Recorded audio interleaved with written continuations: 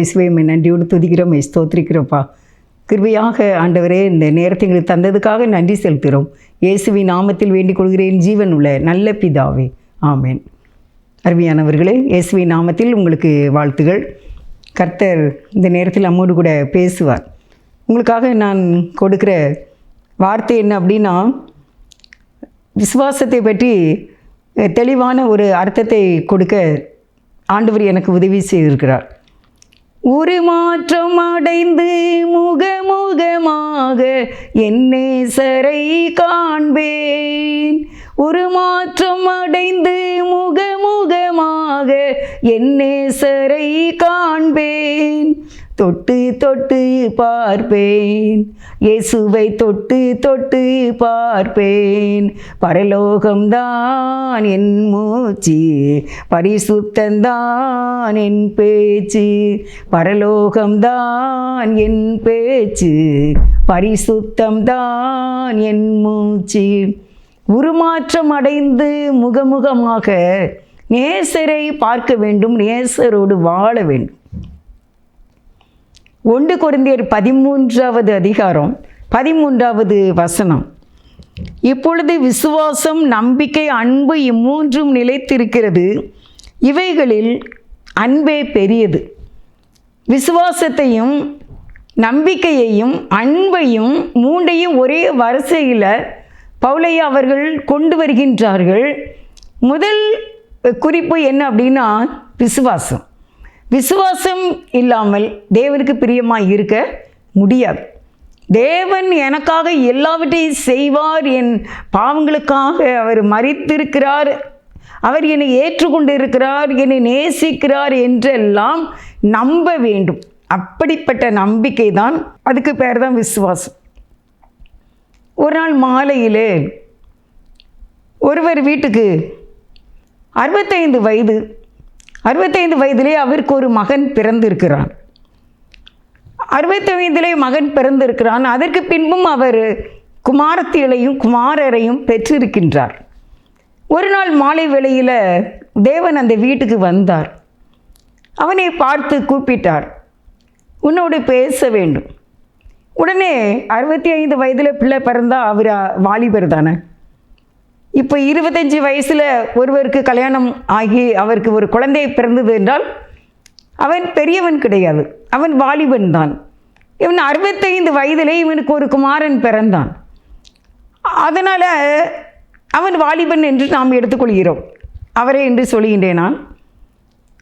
அந்த வாலிபன் வீட்டிலே வந்து தேவன் மகனை கூப்பிட்டார், கொஞ்சம் வெளியே வாப்பா அப்படின்னு கூப்பிட்டார். உடனே இந்த 65 வயதிலே குமாரன் பிறந்த இவர் வெளியே வந்தார்.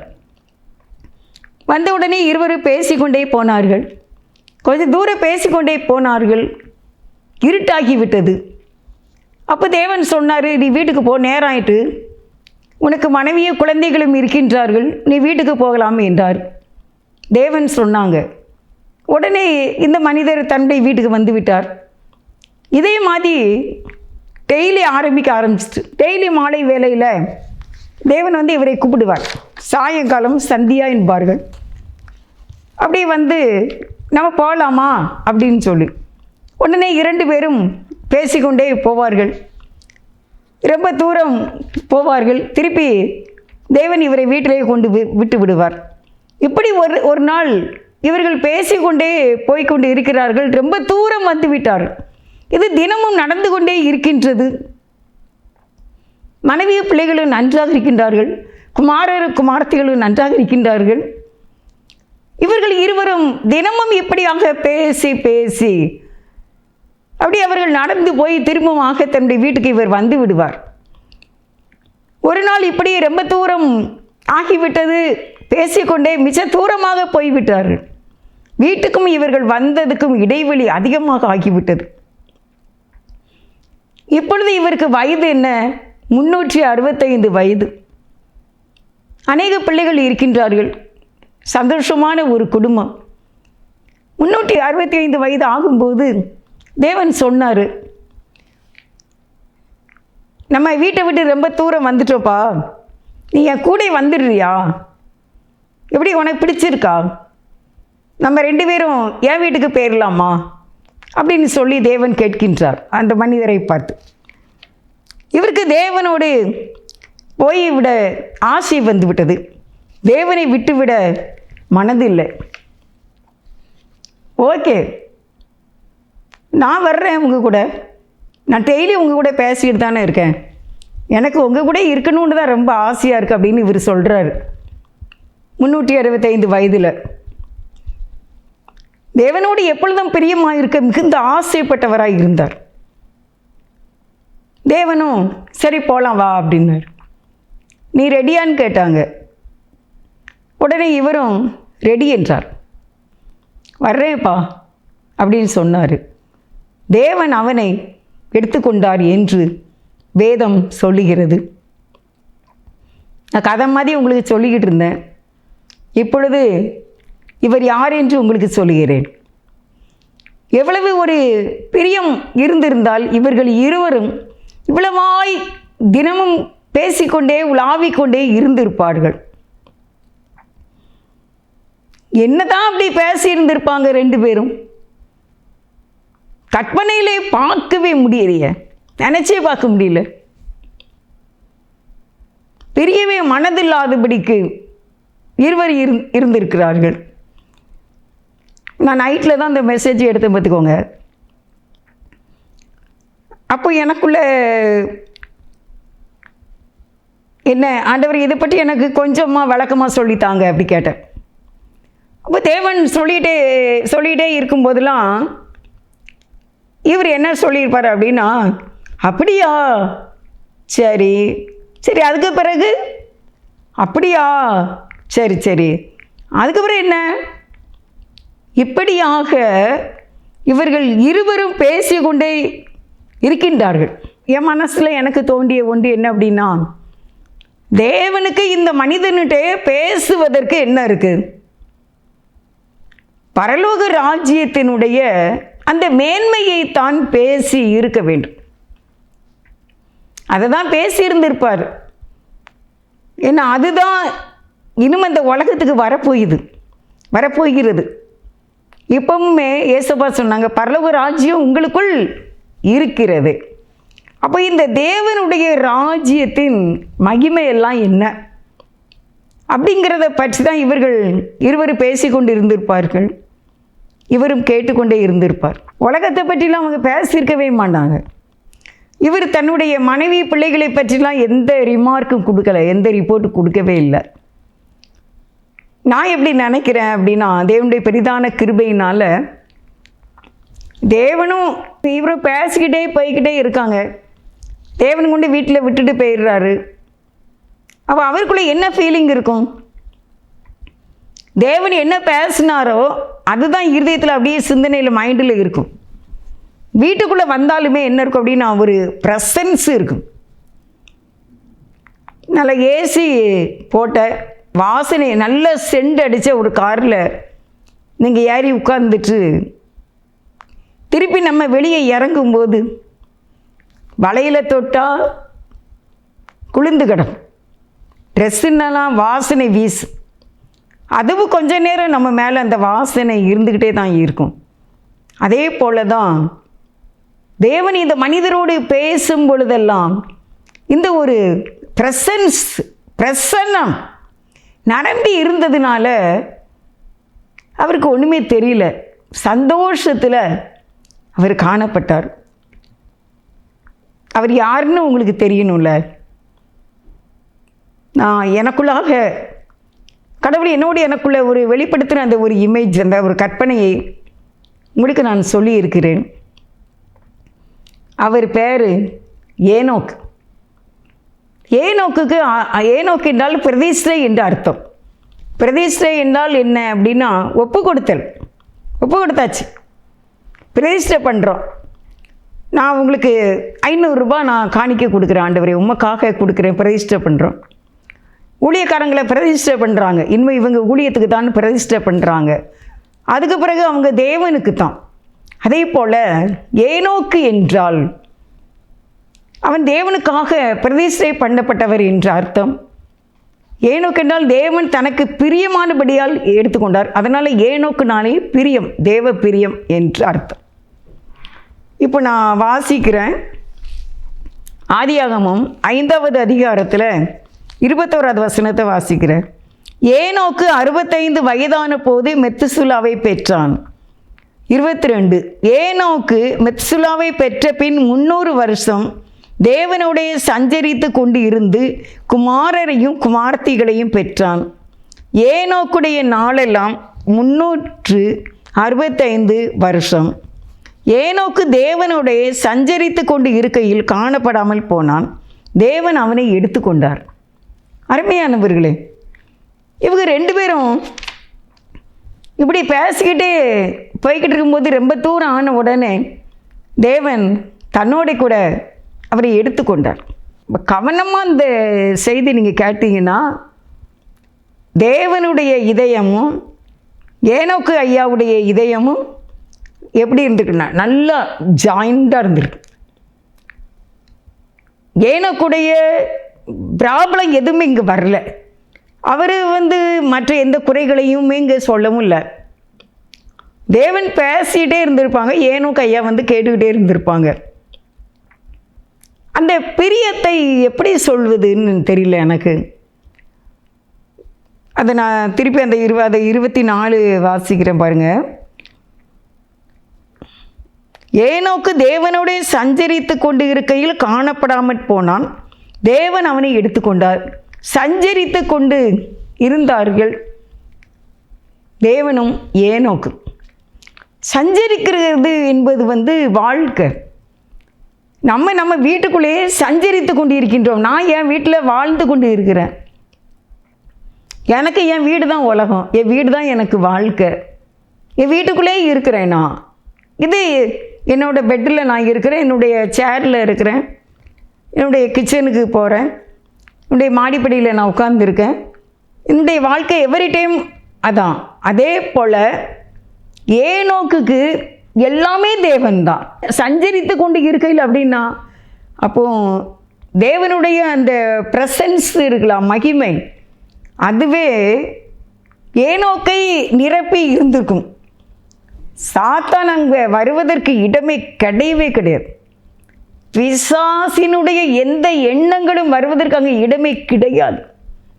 ஏனென்றால் இந்த 2 இதயங்களும் ஒத்து போகிறதுனால அவங்க அப்படியே ரொம்ப ஹாப்பியாகவே வாழ்ந்துக்கிட்டு இருந்தாங்க.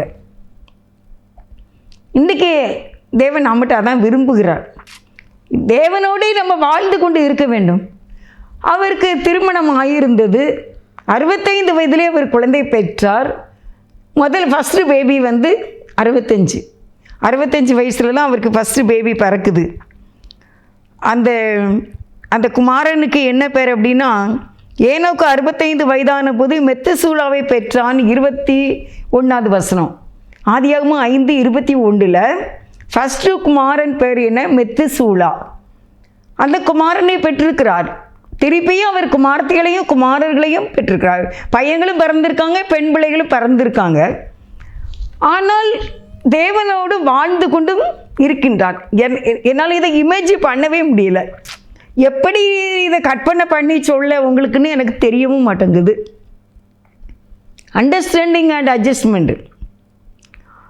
பிரியமான ஒரு இன்பமான ஒரு அன்பு அங்கே காணப்பட்டது. மாசற்ற அன்பு, மாசற்ற அன்பு.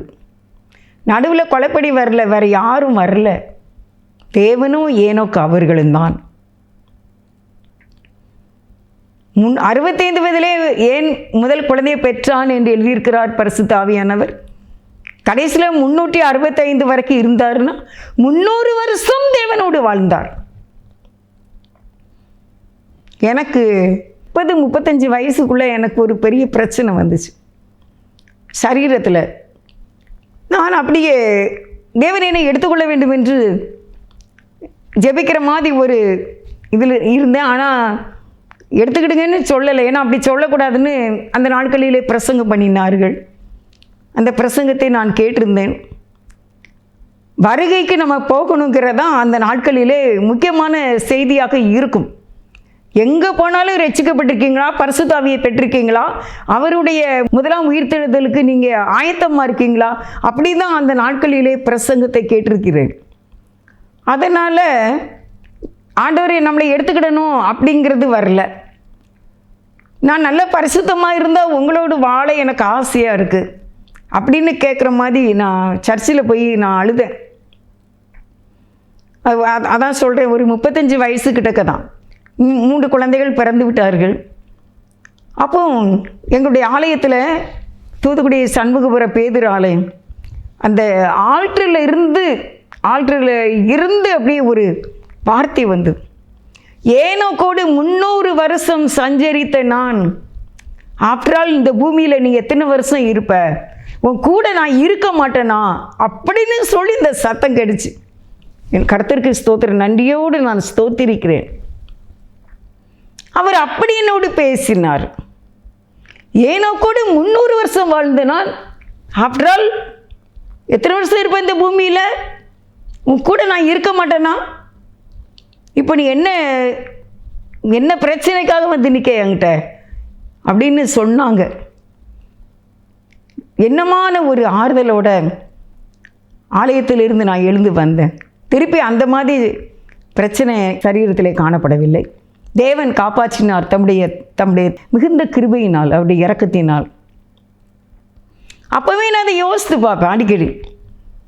300 வருஷம் ஒரு மனிதன் தேவனோடு வாழ்ந்து கொண்டு இருந்தான், விழவே இல்லை, பின்மாற்றமும் இல்லை, சோர்ந்தும் போகலை, தளர்ந்தும் போகலை, உலக கவலையும் மேற்கொள்ளலை, பிரச்சனைகளும் இல்லை, மனைவி பிள்ளைங்க இருந்தாங்க, எவ்வளோ சொத்து சுகங்கள், எவ்வளவு விவசாயங்கள், எவ்வளவு ஆடு மாடுகள் எல்லாமே இருந்தன.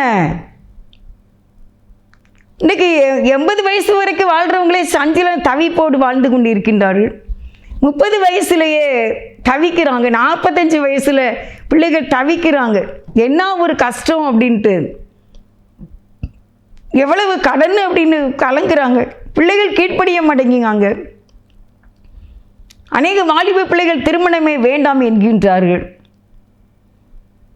அநேக வீடுகளிலே டிவோர்ஸ் நடந்துகிட்டு இருக்கு, கோர்ட்டில் ஏகப்பட்ட கேஸ். அநேக கொலைகள் நடக்கின்றன, களவுகள் நடக்கின்றன. சிகரெட்டு அப்படி ஊதுறாங்க.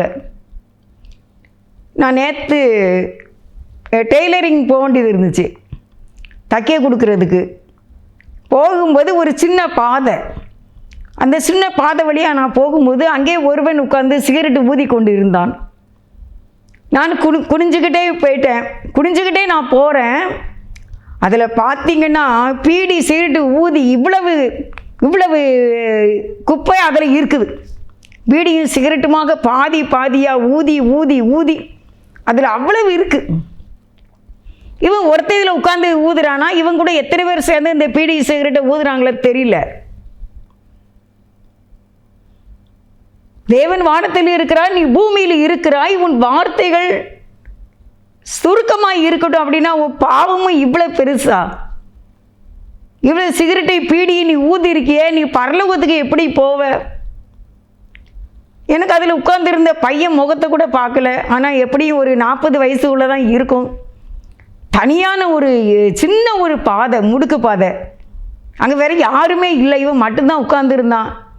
அவன் கஞ்சா எதுவும் பிடிக்கிறவனா இருந்தாச்சுன்னா நம்ம பேச ஏதாவது பிரச்சனை ஆகிடக்கூடாது, நமக்கே வயசாகிட்டு அப்படின்னு சொல்லிட்டு அவங்ககிட்ட ஒன்றுமே பேசாமல் வந்துட்டேன். கூட யாராவது அங்கே வாசலில் அங்கங்கே உட்காந்துருந்தாங்கன்னா 4 வார்த்தை பேசியிருப்பேன். இதெல்லாம் செய்யக்கூடாதுப்பா, நுரையீரலை பாதிக்கும், சீக்கிரம் செத்து போவேன். சிகரெட்டு ஊதி பாக்கு வச்சு கஞ்சா வச்சு ஊதுனீன்னா சீக்கிரம் செத்து போவேன் அப்படின்னு சொல்லியிருப்பேன். யாருமே இல்லை. அவன் கஞ்சா ஊதுறவனாக இருந்தால் இனி அடிச்சிட்டான், எதுவும் தள்ளி விட்டுட்டானா ஒன்றும் செய்ய முடியாது. ஏன்னா அதுக்கு பிறகு இந்த பக்கம் ரோடு போனாலும் ரொம்ப தூரம் போகணும், அப்படி நான் போகிற பாதையில் போனாலுமே ரொம்ப தூரம் போகணும். நடுவில் யாருமே பார்க்க முடியாது. அதனால் வேகமாக விறுவிறுன்னு போயிட்டான். நம்ம மனசு கஷ்டமாக இருக்குது. இப்படிலாம் மக்கள் உலகத்தில் வாழ்ந்து கொண்டு இருக்கின்றார்கள், கெட்ட வார்த்தை பேசி கொண்டு இருக்கின்றார்கள். ஆனால் இந்த ஏனோக்கு போன்ற ஒரு இன்பமான வாழ்க்கைக்கு தங்களை பிரதிஷ்டை பண்ணுகிறவர்கள் எத்தனை பேர்? அதுதான் இன்னைக்கு உங்களுக்கு நான் கொடுக்குற செய்தி. கர்த்தர் நல்லவர். தேவன் ஏனோக்கை எடுத்துக்கொள்ளும் பொழுது அவருடைய மாம்சமெல்லாம் எப்படி இருக்கும்? மாம்சமெல்லாம் மாறி அவர் ஆவிக்குள்ளாகி இருந்திருப்பார். மாமிசத்தினுடைய எந்த சிந்தனைகளும் இருந்திருக்காது. அவர் ஆவியாக மாறியிருப்பார். அப்படின்னா தானே பறக்க முடியும். உங்க பிரசன்னத்தில் சிறகில்லாமல் பறக்கிறேன், உங்க சமூகத்தில் குறைவில்லாமல் வாழ்கிறேன், உங்க பிரசன்னத்தில் சிறகில்லாமல் பறக்கிறேன், உங்க சமூகத்தில் குறைவில்லாமல் வாழ்கிறேன். அப்போ அவருடைய பிரசன்னத்தில் சிறகே இல்லாமல், ரெக்கையே இல்லாமல் பறக்க முடியும். அப்போ இந்த மாமிசத்தினுடைய வெயிட்டு, இப்போ நான் 58 கிலோ இருக்கேன், 58 கிலோ நான் இருக்கேன் அப்படின்னா அந்த 58 கிலோவோட என்னால் பறக்க முடியாது. நான் இந்த சரீரத்தினுடைய காரியங்கள் மறந்து நான் பரிசுத்த ஆவிக்குள்ளாக நான் மாறும்போது என்னால் பறக்க முடியும், ஆவிக்குள்ளே பறக்க முடியும். அப்படித்தான் ஏனோக்கு அன்றைக்கு தேவனோடு 300 வருஷம் பேசி பேசி பேசி அப்படியே இவர் மாறி ஆக 365வது வயதில் தேவனோடு எடுத்துக்கொள்ளப்பட்டார். இவங்க 2 பேருக்குள்ளே எந்த பிரச்சனையும் வரவே இல்லை. சந்தோஷமாக 2 பேரும் பேசிக்கிட்டு இருந்தாங்க. கற்பனை பண்ணி பாருங்க, இவங்க 2 பேருடைய உறவில் எந்த ப்ராப்ளம் இல்லை. தேவன் சொன்னதையெல்லாம் ஏனோக்கு ஐயா கேட்டுவிட்டு, ஆமாம் அப்படித்தான், சரிப்பா, அடுத்து சொல்லுங்கப்பா, நீங்கள் பேசுங்கப்பா, நான் கேட்டுக்கிட்டு இருக்கேன்ப்பா, சொல்லுங்கப்பா. எப்படி இருந்திருக்கும்? இப்படியாக 300 ஆண்டுகள் தேவனோடு வாழக்கூடிய இதயம் ஏனோக்கு ஐயா அவர்களுக்கு இருந்தது. இது ஒரு நல்ல பாசம், நேசம், பிரியம், தடுமாற்றம் இல்லாத அன்பு, உலகத்தை குறித்த கவலை இல்லாத ஒரு அன்பு. இதயம் இறைவனுக்கு. படைப்பின் இறைவன் பீடத்தில் இருக்கின்றான், உணவின் உருவாய் இதயத்தில் வருகின்றான் என்று பாடல் எழுதியிருக்கிறார்கள். அப்பத்தை பிரதிஷ்டை செய்யும் போது நமக்கு மாம்சமாக அவருடைய மாம்சத்தை நம்ம வாங்குகிறோம். நாமும் அப்பொழுது உருமாற்றம் அடைய வேண்டும். அவர் அப்பத்தை பிற்கும்போது அவர் சரீரமாக மாறி நம்ம இதயத்துக்குள்ளே அவர் வருகின்றார். படைப்பின் இறைவன் பீடத்தில் இருக்கின்றான், உணவின் உருவாய் வடிவாய் இதயத்தில் வருகின்றான். அப்போ இந்த இதயம் எப்படி இருக்க வேண்டும்? நாமும் இந்த காலத்தில் 100 வயசே பெரிய காரியம். அவ்வளவு வருஷமும் அவரோடு தேவனோடு கூட வாழ வேண்டும். இதில் என்ன அப்படின்னா நேசம் தான், பிரியம், அன்பு. நீங்கள் எனக்கு வேணும், அவ்வளோதான், நான் உங்களுக்கு தான் பிரதிஷ்டை பண்ணியாச்சு. இந்த ஏனோக்கு என்ற பெயரை உடைய அவர் எப்படி வாழ்ந்தாரோ அப்படி நாம் வாழ இந்த வார்த்தையை தேவன் உங்களுக்கும் எனக்கும் கொடுத்து கொண்டு இருக்கின்றார். ரொம்ப சூப்பராக போய்கிட்டு இருந்திருக்காங்க 2 பேருடைய ட்ராவல். சந்தோஷமாக இருந்திருக்கும்ல. தேவனுக்கும் இந்த ஏனோக்கு ஐயாவை விட்டுவிட மனசு இல்லை, ஏனோக்கு ஐயாவுக்கும் தேவனை விட்டுவிட மனசு இல்லை. அதனால் போகலாமான்னு சொல்லிட்டு தேவன் ஏனோக்கை எடுத்துக்கொண்டார். தூக்கிட்டு போயிட்டாரா? எடுத்துக்கொண்டாருன்னு போட்டிருக்க, தூக்கிட்டு போயிட்டாரா? மற்ற நாட்களெல்லாம் பேசிட்டு வீட்டில் கொண்டு விட்டுட்டு போயிடுவார். ரொம்ப தூரம் போவாங்க பேசிக்கிட்டு பூமியில். ரொம்ப இரவாகையுமே மனைவி பிள்ளைகிட்ட கொண்டு தேவன் விட்டுட்டு போயிடுவார். அன்றைக்கி ரொம்ப தூரம் போயிட்டாங்க பேசிக்கிட்டு, இன்ட்ரெஸ்ட் இல்லை. அதனால் நம்ம போயிடுவோம், ரொம்ப தூரம் வந்துட்டோம், நம்ம போயிடுவோம்னு சொல்லிட்டு போயிட்டாங்க. ஒவ்வொரு நாளும் ஏனோக்கு ஐயா நினச்சிருப்பார், ராத்திரி ஐயா ஆண்டவர் வீட்டில் கொண்டு விட்ட உடனே நாளைக்கு சாயங்காலம் எப்போ வரும்? பகலெல்லாம் கடமை செய்யணும்ல. பகலெல்லாம் கடமை செய்துட்டு சாயங்காலம் எப்போ வரும் தேவன் வந்து?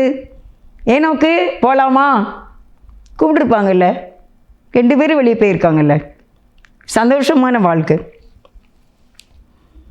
அந்த பிரசன்னத்தில் அவர் நிறைந்திருப்பார் என்று நான் நினைக்கின்றேன் தேவனுடைய பெரிதான கிருபையினால். எபிரேயர் 11வது அதிகாரம் 5வது வசனத்தை உங்களுக்கு வாசிக்கிறேன். எபிரேயர் 11:5. விசுவாசத்தினாலே ஏனோக்கு மரணத்தை காணாதபடிக்கு எடுத்துக்கொள்ளப்பட்டான். தேவன் அவனை எடுத்துக்கொண்டபடியினாலே அவன் காணப்படாமல் போனான். அவன் தேவனுக்கு பிரியமானவன் என்று அவன் எடுத்துக்கொள்ளப்படுவதற்கு முன்னே சாட்சி பெற்றான். இந்த செய்திக்கு நான் தலைப்பு என்ன கொடுத்துருக்கேன் அப்படின்னா, ஒன்றை பற்றிய விளக்கம். ஒன்றை பற்றிய விளக்கம், அதாவது விசுவாசம், நம்பிக்கை, அன்பு, 3 நிலைத்திருக்கிறது என்று எழுதியிருக்கிறது. இதிலே நான் உங்களுக்கு விசுவாசத்தை தான் சொல்லியிருக்கின்றேன். ஏனோக்கு எபிரேயர் 11 அதிகாரம் 5வது வசனத்தில் விசுவாசத்தினாலே ஏனோக்கு மரணத்தை காணாதபடிக்கு எடுத்துக்கொள்ளப்பட்டான். அப்போ தேவன்கிட்ட பேசிக்கிட்டே போகும்போது ஏனோக்குக்கு என்ன இருந்திருக்கு அப்படின்னா, தேவன் மேலே ஒரு பயங்கரமான ஃபெய்த்து, விசுவாசம் ரொம்ப பிடிச்சிருக்கு. ரொம்ப நம்பிட்டார். மரணத்தை காணாதபடிக்கு எடுத்துக்கொள்ளப்பட்டான். தேவன் அவனை எடுத்துக்கொண்டபடியினாலே அவன் காணப்படாமல் போனான். அவனை திருப்பி காங்கவே செய்யலை. ஏனோக்கு யாருமே பார்க்கல. அவருடைய மூத்த மகன் மெத்துசூலா பார்க்கல. மற்ற குமாரர்கள் குமாரத்திகள் பார்க்கல. மனைவி பார்க்கல. சகோதரர்கள் பார்க்கல. விசுவாசத்தினாலே. அப்போ ஏனோக்கு வந்து தேவனோடு இவ்வளவு இன்பமாக பேசி வாழ்ந்து கொண்டு இருந்தார் என்றால் விசுவாசம். விசுவாசம் இல்லாமல் ஆண்டவருக்கு நம்ம பிரியமாக இருக்கவே முடியாது.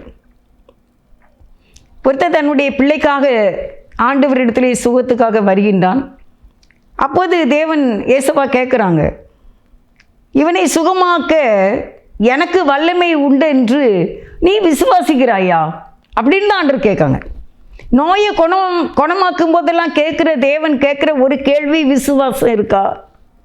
நீ விசுவாசித்தபடியினால் உனக்காக கடவுது. உன் விசுவாசம் உன்னை ரட்சித்தது. நீ சமாதானத்தோட போ. விசுவாசமே இந்த உலகத்தை ஜெயிக்கிற ஜெயம். இந்த உலகத்தை நீ ஜெயிக்கணும்னா உங்களுக்கு விசுவாசம் இருக்க வேண்டும். அவிசுவாசம் வரக்கூடாது. நம்பிக்கையற்ற வார்த்தைகள் வரக்கூடாது. மன உளைச்சல்களை வரவிடக்கூடாது. என் தேவன் நடத்துவார். சோர்ந்து போகிற நேரங்கள் வந்தாலும் உடனே எழுந்து விட வேண்டும். என் தேவன் ஜீவன் உள்ளவர். கல்லும் அல்ல, மண்ணும் அல்ல, கல்லால் ஒரு சிற்பம் அல்ல, ஜீவனுள்ள தேவன் என்றால் நீர்தான் ஐயா. மரித்து உயிர்த்தவர். அதனால் தேவன் சொன்னதெல்லாம் கேட்டு விசுவாசத்தினாலே ஏனோக்கு மரணத்தை காணாதபடி எடுத்துக்கொள்ளப்பட்டார். அப்போ அதுக்கு காரணம் என்ன அப்படின்னா விசுவாசம். விசுவாசத்தோடு நம்ம இருக்க வேண்டும். விசுவாசத்தோடு இருந்தால் ஏனோக்கு மாதிரி நம்ம காணப்படாமல் எடுத்துக்கொள்ளப்படலாம். ஒரு மாற்றம் அடைந்து முகமுகமாக என் நேசரை காண்பேன். ஒரு மாற்றம் அடைந்து முகமுகமாக என் நேசரை காண்பேன். தொட்டு தொட்டு பார்ப்பேன், இயேசுவை தொட்டு தொட்டு பார்ப்பேன். பரலோகந்தான் என் பேச்சு, பரிசுத்தந்தான் என் மூச்சு. கொஞ்ச காலம் இந்த பூமியிலே, கொஞ்ச காலம் இந்த பூமியிலே, இயேசுவுக்காய் சுவிசேஷத்திற்காய், இயேசுவுக்காய் சுவிசேஷத்திற்காய். தானான தனனா தானானனா, தானான தனனா தானானனா, தானான தனனா தானானனா, தானான தனனா தானானனா. நேசிக்கிற நல்ல தகப்பனே, விசுவாசத்தினாலே ஏனோக்கு காணப்படாமல் போய் தேவன் அவனை எடுத்துக்கொண்டார். இயேசுவே எங்களுக்கும் அப்படிப்பட்ட விசுவாசத்தை தாரும். ஒன்றை பற்றிய விளக்கம் என்ன? இதனுடைய தலைப்பின் செய்தி எங்களுக்கு விசுவாசம் இருக்க வேண்டும் என்று ஜெபிக்கிறோம். எங்களை தாழ்த்தி ஒப்பு கொடுக்கின்றோம். விசுவாசத்தினால் நிரப்புங்க, விசுவாச ஆவியினால் நிரப்புங்கப்பா. எல்லாரையும் ஆசீர்வதியும் காத்துக்கொள்ளும். இயேசுவின் நாமத்தில் வேண்டிக் கொள்கின்றேன் ஜீவனுள்ள நல்ல பிதாவே, ஆமென். God bless you.